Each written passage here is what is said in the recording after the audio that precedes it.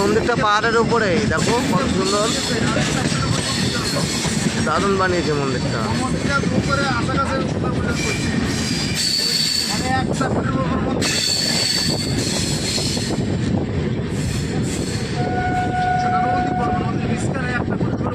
খুব সুন্দর মন্দির বন্ধুরা, দেখো ট্রেনে করে যাচ্ছি, তোমাদের দেখিয়ে উপহার দিলাম।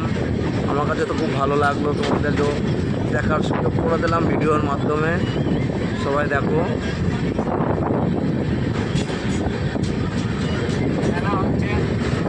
মেলাও হচ্ছে।